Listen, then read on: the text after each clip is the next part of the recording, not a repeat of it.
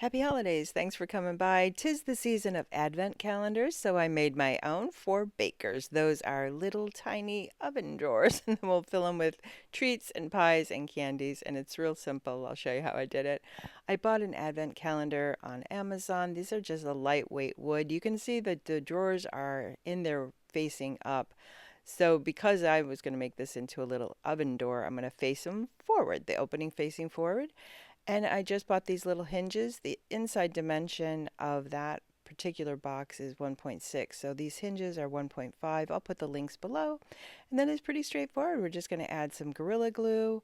We'll glue that in. Now, I didn't use the Gorilla Glue that you add water and it foams up because that can get really messy. I mean, it's a good adhesive, but I've learned my lesson in the past using that. So I just use a clear, like a gel, any quick set adhesive you like.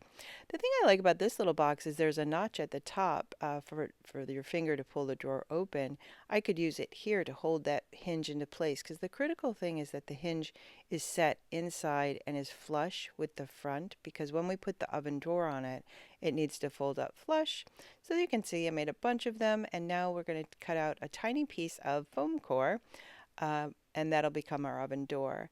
Now the critical thing here to note is that when you put it on, you need to leave a little gap at the bottom that's the same thickness as the foam core itself. So then when you fold it down, and I'll show you here, it will open. If it's flush to the bottom, it wouldn't open. So you leave that little gap, and then we'll just cover that up with the picture of the oven door, which is actually 1.6 by 1.6, which is the dimension of the box.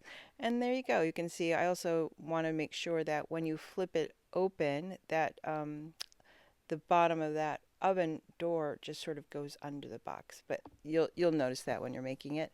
And now we're just going to glue on these little foam core doors. I'm showing you this part only because I found a little trick. If I laid it down and then I put the hinge down on there, and I had sort of marked where I wanted the hinge to be, the easiest way I found to do it was just to hold it. Again, that notch at the top allowed me to close the oven door, and I could see that it was aligned properly, and it just held there, and it was a quick set adhesive, so then it set up. And that was pretty easy. There I'm just sticking on one of the doors, and then we're just going to slide them, obviously, into place with the oven facing forward. And then here I'm showing you how I glued it on. I just used a glue stick. That was the easiest and less messy way. I just, this one. You could also use Elmer's, whatever brand you like. And now you can see my oven door there is a little bit out of wax, the foam core, but because I got to stick on the picture, it covered that up. So that worked out really well. And again, you can see that when you open the door, that just the bottom of the door just tucks under and hides away. And there you go. Let me flip it around so you can see it from the front, since I'm sort of working upside down to the camera. And there you have it. I did notice that some of them wanted to, when I stood it up, they wanted to kind of pop open. I didn't have any, but I'd probably get some double stick tape just to hold those doors closed. I also need to put numbers on it. It's an advent calendar, but the ones I bought were a little bit too big, so I'll get some smaller ones and do that later. But there you go. As you can see, they're kind of popping open. But I'll show you.